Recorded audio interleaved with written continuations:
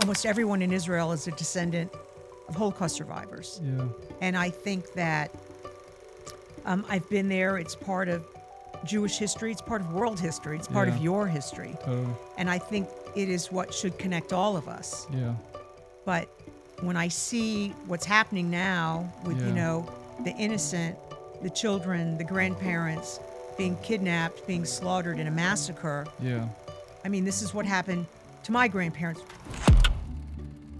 Thank you for listening to the Center for Israel. We have an amazing guest and friend today, Anna Eisen from the. I'll give a little bit of her intro, although she's done so much. I'll just let her talk about it in a second. But founder of the congregation Beth Hillel, or no, Beth Israel. Beth Israel in Colleyville. Yes. You've lived in Colleyville. You kind of lived in DFW for a while. You are the child of 2 Holocaust survivors, and that was something that you discovered a little bit later in life, which I'm sure we'll talk about that. And now you travel, you speak on antisemitism, on the Holocaust, whether it's to schools, to churches, kind of all over. So, that's probably 1% of what you do.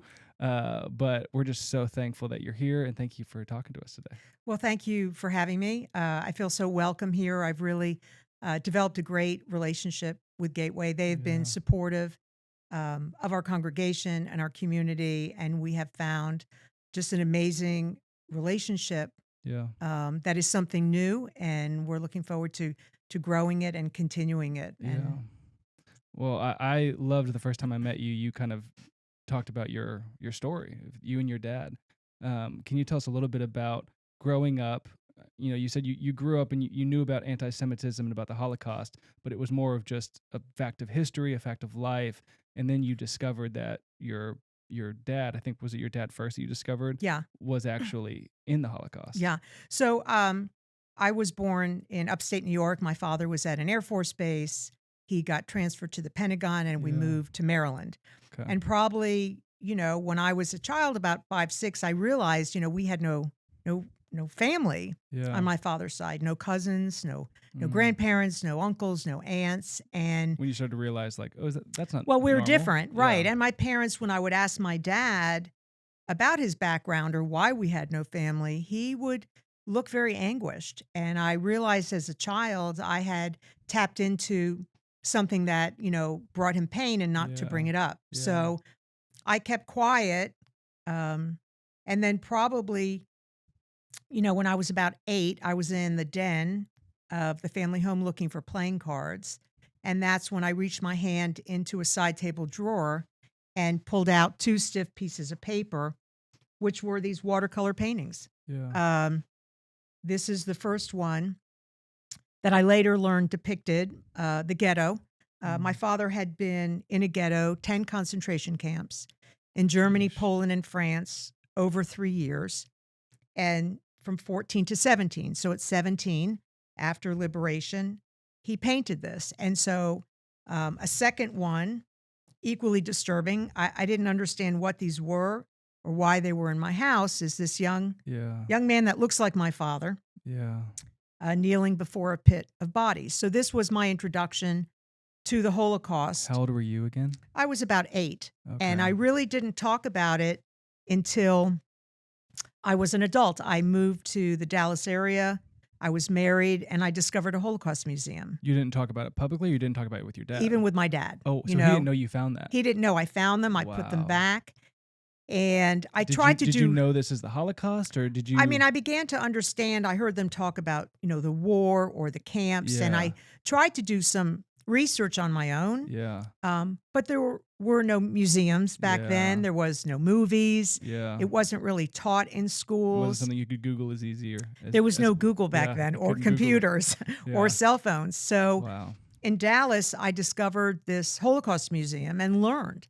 I eventually became a docent, a guide there. How old were you when you went to 30. Okay. And started doing the Spielberg interviews of survivors. And at that point, I realized that I wanted to know. I mean, I knew a little bit that my grandmother had died in a gas chamber that I'm named for. So I confronted my father.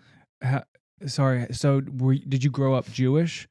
Was I that grew up Jewish, okay? And going to synagogues, okay. and my two brothers had bar mitzvahs. So, um, but I grew up with this abyss Hmm. as my history. I didn't know my parents' real names. They Wow. had both changed their names and really buried the past, like Wow. many Holocaust survivors Yeah. and many American liberators. Yeah.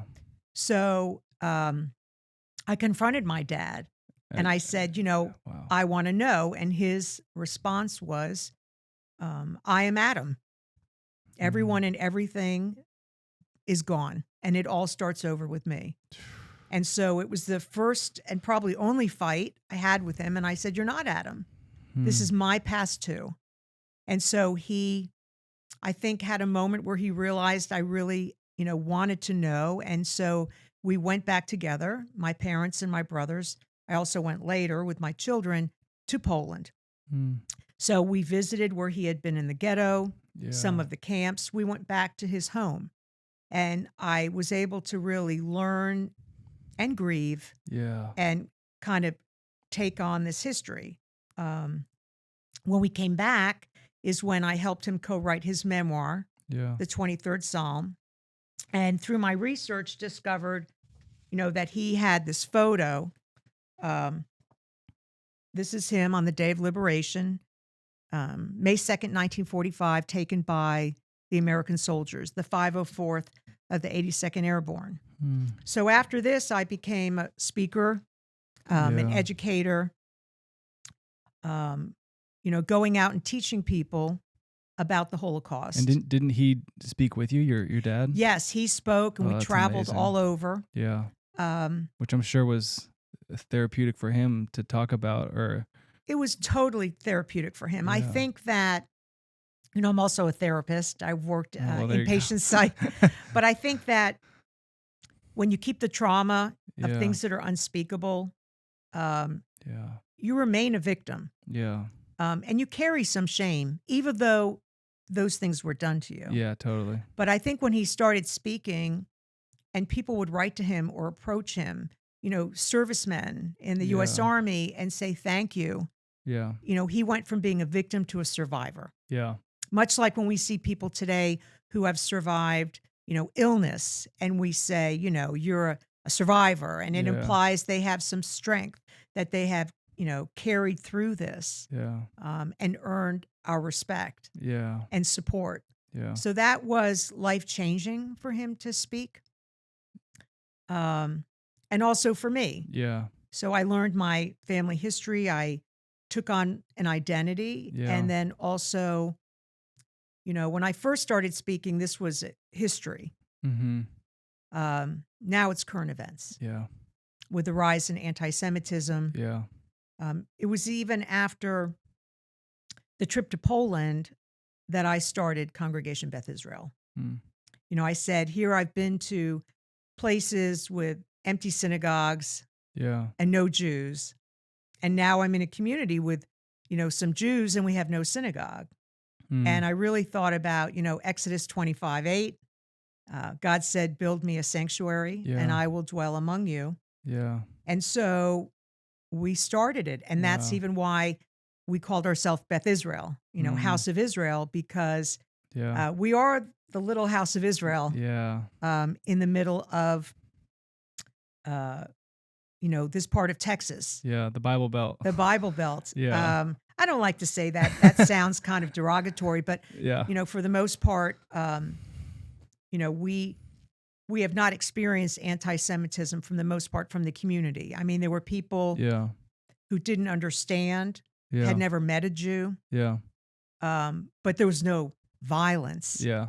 toward us. Well, I have so many questions about that.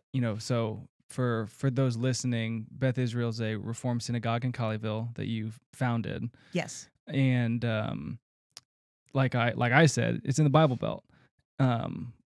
How is that felt as a Jewish person in a place that is surrounded by evangelical Christians? Because I'm assuming that whether you're in New York, you're in LA, you're in Texas, that's basically how the other countries see America, right? New York, Texas, and LA. But you're going to have a different feeling whether you're around a lot of Jewish people or a lot of Christians, or you're in a non-religious area. I'm assuming there's different ways that you would feel. How does it feel being in Texas as a Jewish person? Well, I mean, Texas is a beautiful place. Yeah, The public education is great. It's a beautiful, safe place to live and to yeah, raise a family, and for my husband to establish his cardiology practice. yeah, Um, and there are a lot of transplants. So yeah, there were people who had met Jews before, yeah, and we were kind of like another ethnic group. Like when yeah, I grew up, we had neighbors who were Italian or Greek, yeah, um, and we really knew them by the kind of food they ate, yeah, not which church they went to. They yeah, went to all different kind of churches and had, yeah, but everybody had a Christmas tree and we were welcome. yeah, So when we moved here, I found a lot of people that were friendly and welcoming, but also people that didn't understand. So, yeah, we would have to go to the schools and say, can we share Hanukkah? Can I bring some decorations? yeah, Because we feel at first invisible. yeah, There were those that felt that they, needed to go ahead and by any means necessary, try and convert us to Christianity. yeah, I remember when my daughter was probably 11 and she was at a neighbor's house to go to a water park yeah, nearby.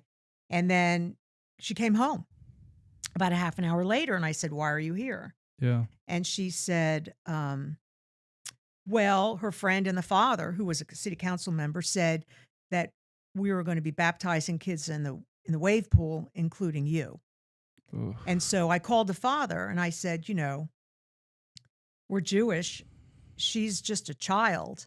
yeah, You would do this behind my back? yeah. And he said, yes, I've been anointed and appointed Oh to do goodness. this. So, it created difficulties Yeah, because I don't think they had a relationship with us yeah, or, um, and then there's the Christmas tree incident, yeah. Will you tell us which, about that? yeah, Because you know, I think some people, I think most people are probably ignorant to anti-Semitism in their own area. I think it's very easy to think, well, yeah, in Germany in the 1940s, or yes, even in parts of this liberal city or this ultra aggressive city or something like that, but not my own backyard. It's kind of like when you tell people about their kids, they're like, well, my kids would never do that, right, but I right. know Well, other kids do. I mean, I had worked hard to establish a synagogue. I was the first president.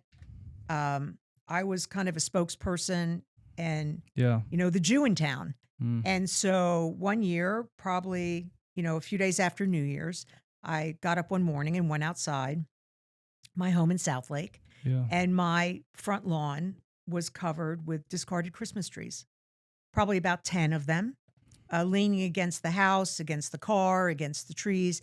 And they had come like from the dump or the recycle place. I mean, some Yeah. still had tinsel, and it was so hurtful. I really felt like, you know, yeah, I was the Jew in town. Yeah. They wouldn't do this Yeah. to anyone else. And I called some Christian friends who had a truck because I didn't have a truck. I'm still Yeah. a Yankee, came here from DC, and they came over and they were weeping. They Yeah. felt such pain that Yeah. this had been done. And so they wouldn't let me help. They took them all, away. Yeah. And it was the police came and they called it an act of religious vandalism. Mm. This was before hate crimes. Mm. A few years later, I learned who did it, the group. And they were high school students. And I did Wow. not go to the police. Sheesh. I don't know if that was the right or wrong thing, but I felt like, they're in college now. Yeah. And I just didn't know what good would come of it for the community. Yeah.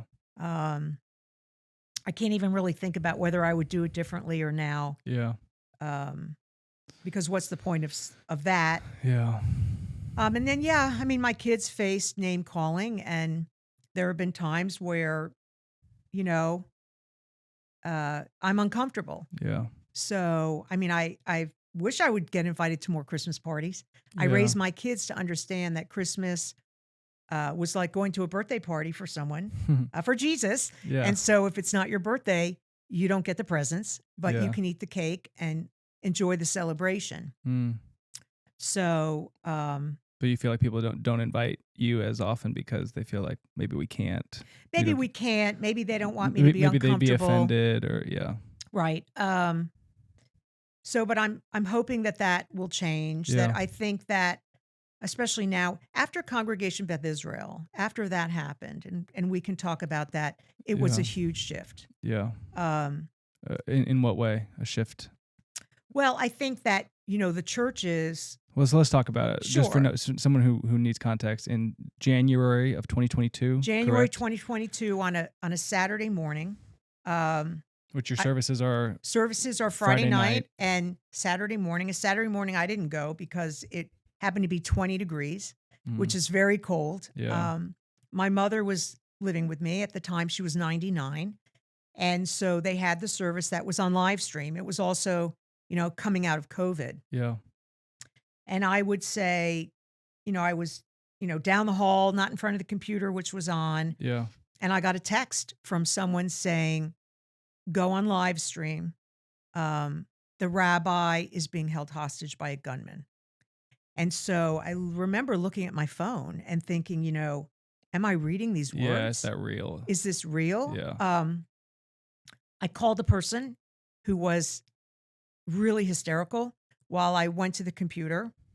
When I got to the computer, all I could see was the empty pulpit. You could see, Yeah. because the people had stepped away, but you could hear the gunman. And was the congregation? Some of the congregation was there as well. The congregation was there. There was just like 4 people. Yeah. But I didn't know at the time how many people were there. Yeah. And very quickly I saw, the numbers of people watching the live stream go from 30 to, 8,000 Yeah. internationally. Yeah. And I was getting texts and phone calls, and that we knew that there was a jihadist there who had come in. He had a gun to their heads and was claiming to have planted bombs all over New York and have a bomb in his backpack.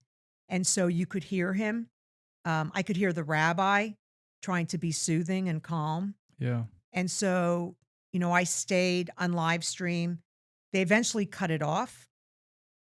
Although they kept the feed on for like, the law police, enforcement and for yeah. the FBI. Yeah.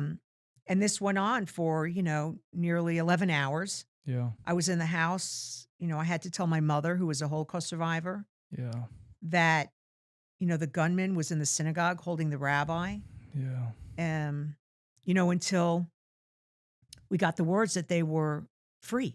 Yeah. Which I remember I got a text from a member. I didn't even believe it until I saw Governor Abbott tweeted it. And I thought, Yeah. well, he knows for sure. Yeah. I didn't want to celebrate Until early. you knew it was over. Yeah. So 4 days later, I was asked to come in. I was in charge of the remodel. So I got to go in and see the building, Yeah. the damage, the shot out stained glass windows, Yeah. the drywall, the carpet, the paint. I mean, everything had to be replaced. There had been so much violence in order to, breach the building Yeah. and, take out the gunman, Yeah. which they had to do, I guess, hoping before he would set off any bombs. Yeah. But right away, I know Gateway had a vigil, was praying. Mhm. The Catholic Church was the headquarters that day for the families, for the press. We met at different churches in the community, at community centers. There was one pastor that would be the usher. People didn't know who he was, but he would just stand there and greet people at the door. Yeah. So, but I think that was when things changed, that everyone felt really aligned that, houses of prayer Yeah. had been breached with this violence. Yeah. And that, it was painful. It was hurting Yeah. for everyone. Yeah. So I think that was the beginning of the change, that we wanted to be there for each other and Yeah. see in each other this unity that I Yeah. think we are seeing again now Yeah. with what's going on in Israel. But Yeah. I mean, I've been raised with this. My childhood was not just one where the Holocaust was, always in the shadows. Yeah. which is, the name, the sub name of the book, A Daughter's Life in the Shadow of the Holocaust, but also Israel. I Yeah. remember the 67 and 73. Were you in New York at the time? I was living in Washington, D.C. suburbs, Okay. but my mother had gone to Israel. She was there during the War of Independence, Mm. Had come to visit America, where she met my father, who was a U.S. soldier at that time. Mm. After being liberated, he came and served in the American Army. Oh, wow. But I remember the tears and how upset they were. I Yeah. didn't really understand, Yeah. but I knew my mother said, I remember a time before Israel, Yeah. and we can't take it for granted Yeah. that Israel will always be there. Yeah. Like, somehow I guess we take for granted our safety in America, Yeah. Totally. where I know that there are people 24 hours a day, watching, in war rooms, in the military, making sure that the land, the sea, the sky, Yeah. that we are safe. Yeah. It's not just something that Yeah. we should take for granted. So I grew up with this sense of fear about what could happen in Israel, Yeah. the Holocaust, and then, of course, just anti-Semitism. Yeah. There's so many things I want to ask you. I think for Westerners, Americans, it's hard for us to put in perspective how a Jewish person in America would feel connected to the land of Israel if you've never lived there. It's one thing to say I grew up there. What is it like? How do you feel with what's going on in Israel right now, with the war that's going on? What connection do you feel towards the land? And how would you put that in perspective to, someone who, America, at best, we have a connection to the land that's been around for 200, 300 years. It's not 3,000, 4,000 years that the Jewish people have been connected to a land. Right. What is that like? Well, I've lived in Maryland and I've lived in Texas, Mm-hmm. but I think that if there was something happening to people in North Dakota, Yeah. those are my people. Yeah. We're Americans. I think right Yeah. now there are Americans who have been killed, who are being held hostage. Yeah. And so the Israelis, the Jews, they are my people, whether Yeah. they're, a 3-hour plane ride Yeah. to California or whether it's a, 11-hour plane ride. Yeah. But, those are my people. Almost everyone in Israel is a descendant of Holocaust survivors. Yeah. And I think that I've been there. It's part of Jewish history. It's part of world history. It's part of Yeah. your history. Totally. And I think it is what should connect all of us. Yeah. But when I see what's happening now with, Yeah. the innocent, the children, the grandparents being kidnapped, being slaughtered in a massacre, Yeah.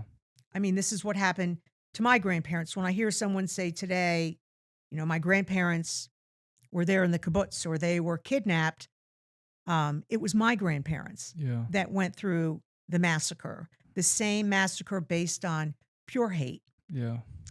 a pure desire to kill. Yeah. The final solution had the goal to kill every Jew. Yeah. And the, charter of Hamas says so beautifully, we will kill every Jew.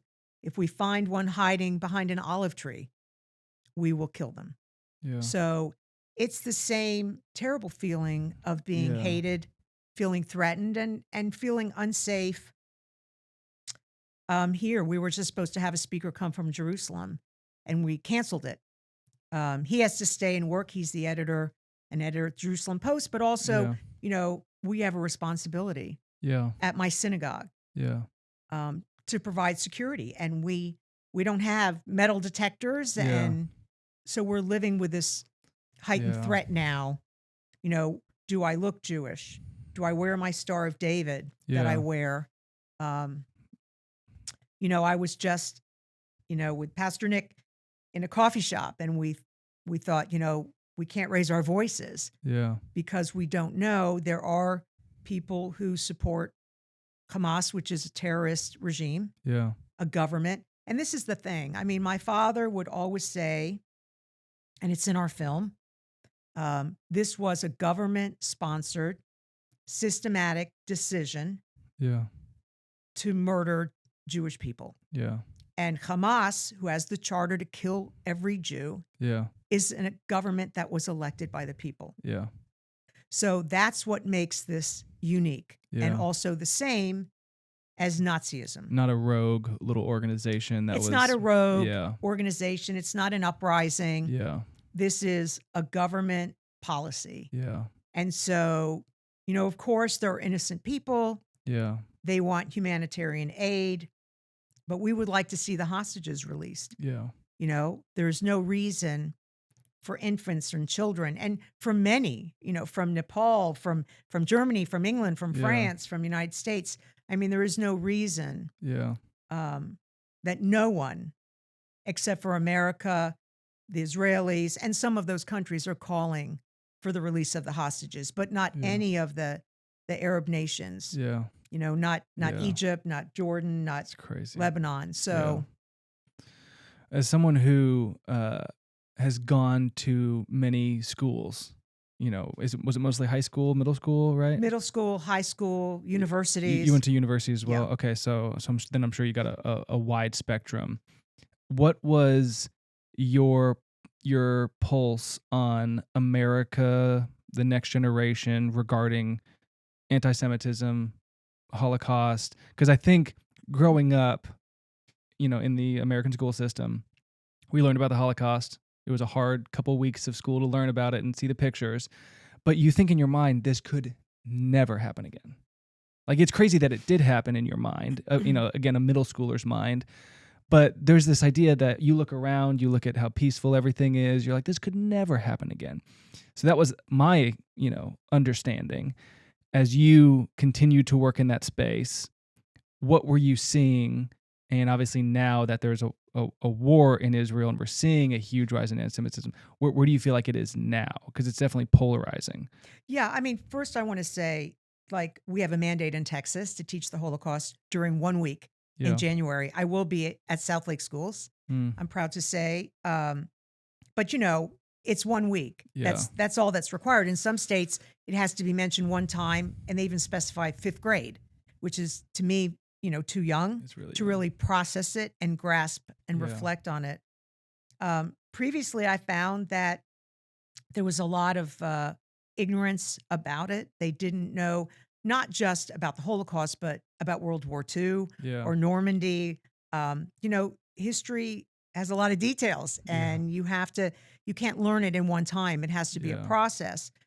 And I think they didn't understand the implications, so that possibly after a Holocaust lesson, Yeah. you might have a student draw a swastika. Or now, when we go and I speak, I say, be careful, because we do have laws in America about hate crimes. Yeah. We do have free speech. Yeah. In Germany, you cannot draw or show a swastika or deny the Holocaust. It is a violation of their penal code. It is a crime. Yeah. So in America, we have to say, to the students, be careful. Yeah. Hate crimes carry a minimum of 10 years. And so you may be learning about these symbols, but you have to learn also that it's not allowed or appropriate Yeah. morally, ethically, or in Yeah. the code of conduct in the school Yeah. to make others feel threatened Yeah. and unwelcome. So they were learning about it as a history lesson. Yeah. Now it's more as current events. Yeah. And I think that, social media has really made it tricky. Yeah. Television, music, to try and teach about anti-Semitism. Who's saying it's cool and who's saying, it's not cool. Yeah. Same thing with what's going on in Israel.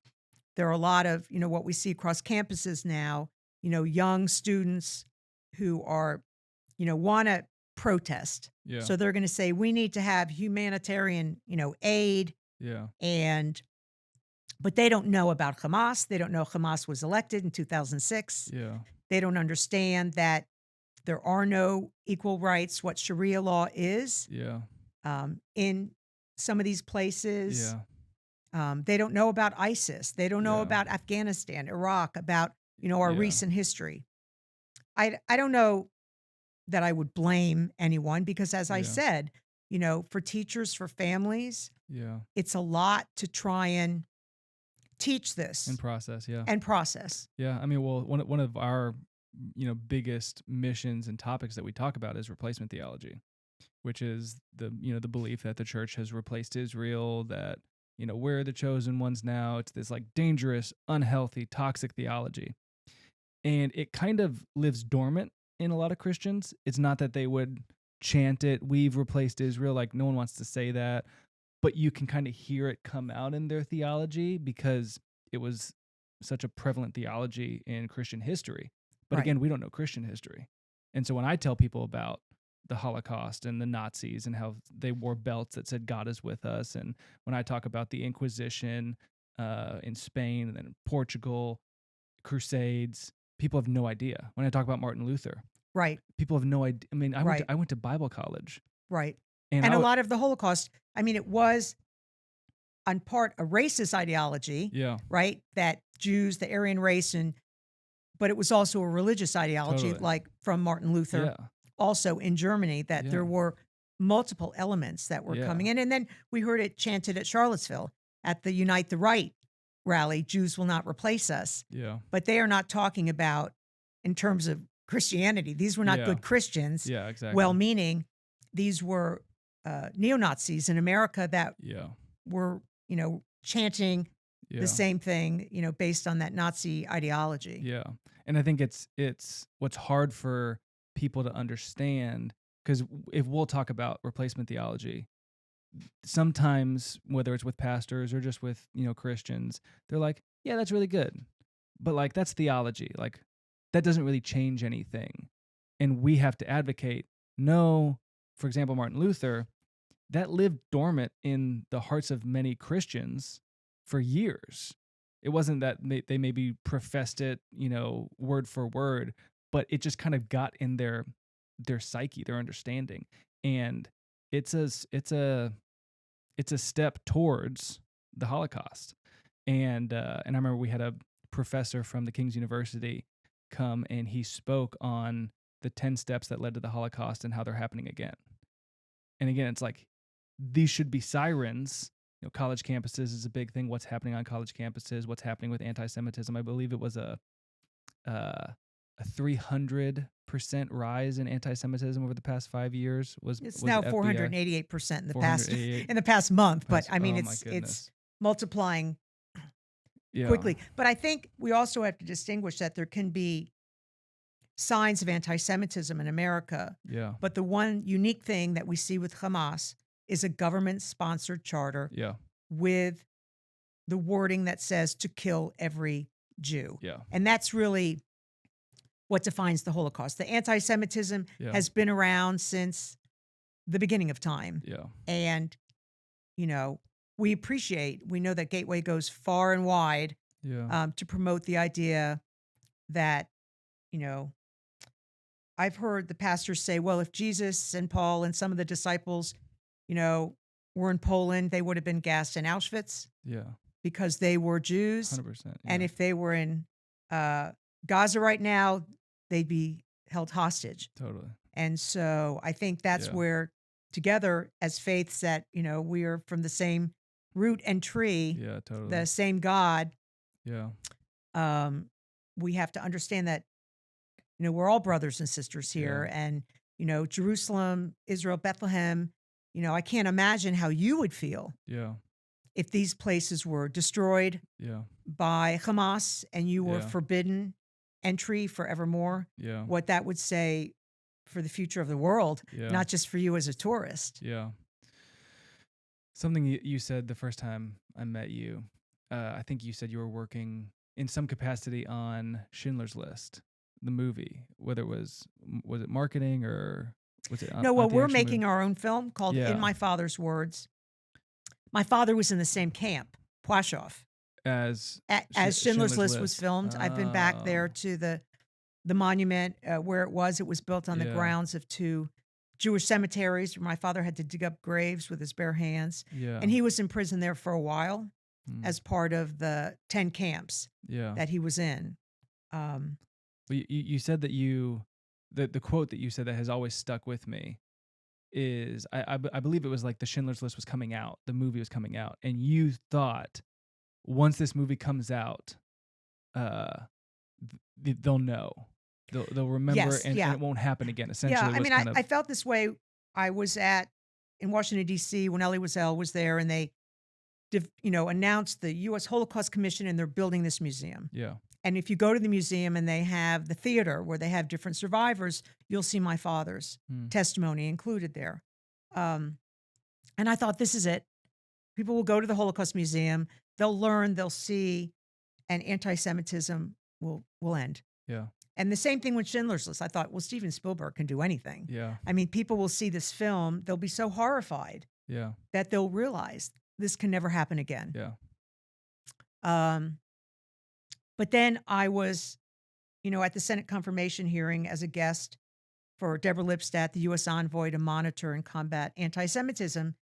And she said to me when I posed these thoughts, Yeah. she said, if the Holocaust itself was not enough to end anti-Semitism, Then nothing will. then nothing will. Yeah.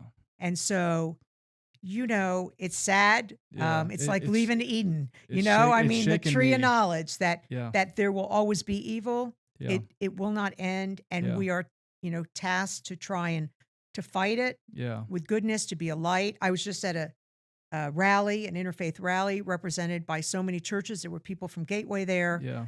from different local organizations that Yeah. support and love Israel. Yeah. And we are all in this together. And I don't Yeah. know that there's any wall tall enough, strong enough to provide Israel security when Yeah. people hate you. Yeah. And I don't know how we can have a change of heart. I mean, Yeah. if not a change of heart, if not love, then at least maybe respect. I look at what's happening at the universities. Yeah. What this country was founded on, between Jefferson, George Washington. I mean, University of Virginia, where Charlottesville happened, Yeah. was a university that was secular and allowed for freedom of religion. Hebrew was taught there, first university, first Jewish professor in the country. Wow. And the statue that the Unite the Right people marched around was actually a statue that was created and built by a Jew. Mm. And so I think when we look at these universities, they are not teaching the values, Yeah. the principles to have freedom of religion. You have freedom to practice your religion Yeah. and to share your religion, but not to incite violence, not Yeah. to murder. Yeah. I mean, where are the 10 Commandments when you need them? Yeah. Yeah.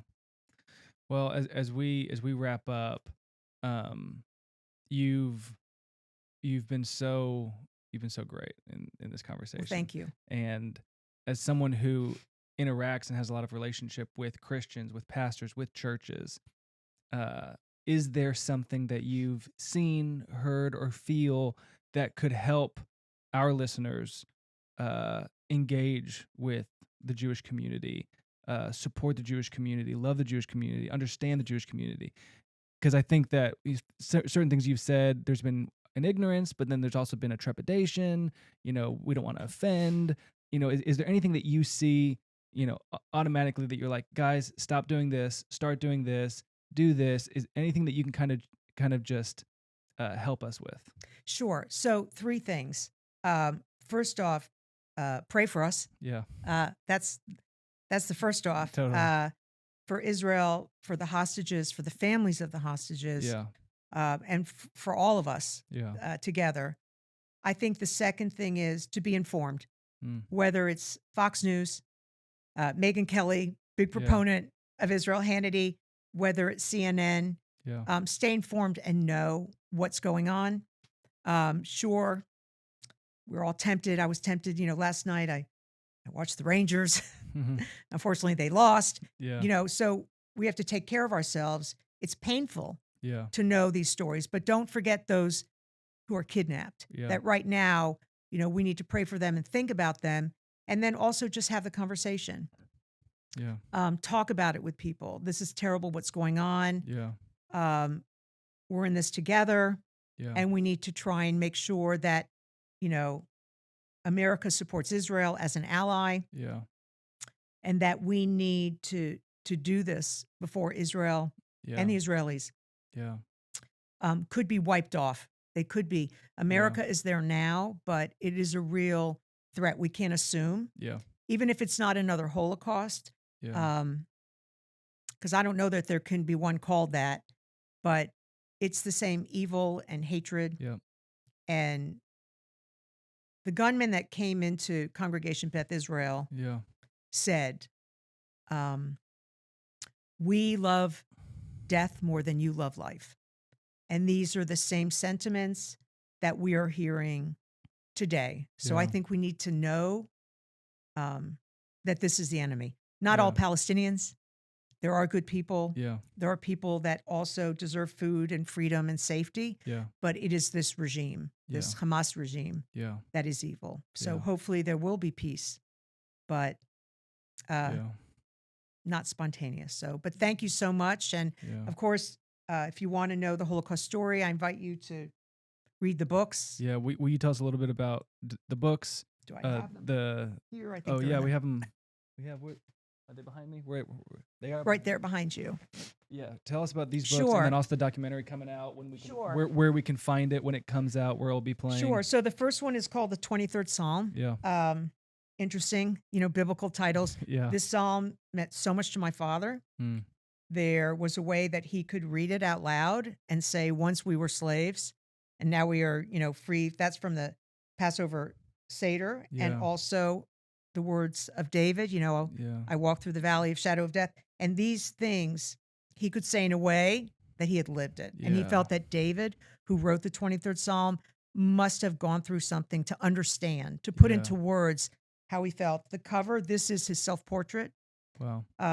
On it, he bears the number 16,019, which was his prisoner number in the Flossenburg concentration camp.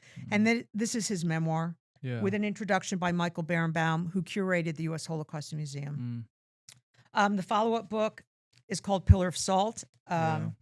which is because how I felt. Yeah. I feared looking back, but I also knew that I needed to look back and be more than a pillar of salt. Yeah. I needed to be a beacon of light and to give Yeah. testimony to what my father had been through. And this is about Yeah. going back through the towns, learning his story, how it changed us, meeting families and liberators, and understanding that this message, I can't change history, but it changed me. Yeah. The film is called In My Father's Words. It should be out in early 2025. And so we are going to hopefully bring it to Gateway Yeah. for a special screening. Bring your tissues. Yeah. But Gosh. it is the story of survival and hope Yeah. and humanity. It's a human Yeah. story. Yeah. And actually has a lot in there about courageous, good, righteous Christians Yeah. who saved my father's life Yeah. at great risk to their own. Yeah. Small things, Yeah. the smallest things saved him. And that's why we have to realize, in Judaism, there's a tradition of thinking you never know who that person is at the checkout counter, Yeah. at the bus stop. It could be the Messiah. So be friendly and be kind, look Yeah. people in the eye and care about them, Yeah. and that's really kind of the lesson to prevent another Holocaust is just, we are all brothers Yeah. and sisters. Yeah. Well, thank you again for taking the time to talk and providing us with history, with context, and I think what you said, urging us to avoid the temptation to escape it. Right. There was probably a temptation for you to just not go back in your history. It'd just be easier just to keep moving forward, and we have that same temptation now when we're scrolling Instagram and we see an update or we see a caution, this video, Right. has- Sensitive. yeah, Right. sensitive material. The temptation is like, I don't need this right now. Well, I don't even want to do this right now. During the Beth Israel hostage siege, I just wanted to, I wanted to walk away Yeah. because I felt like I'm listening live and any moment. I mean, they were forced to get on their knees. Yeah, you could witness something. Yeah, I just didn't Terrible. want to hear that. Yeah. I didn't want to hear them die, but Yeah. I couldn't leave them when they Yeah. needed me. And Yeah. so it's the same for what's going on in Yeah. Israel. I know that there are hostages. I don't have to try and imagine. It's painful, Yeah. but I can at least remember and care Yeah. that they're there and speak for them, Yeah. speak and ask for their freedom. And feeling that tension leads us to prayer.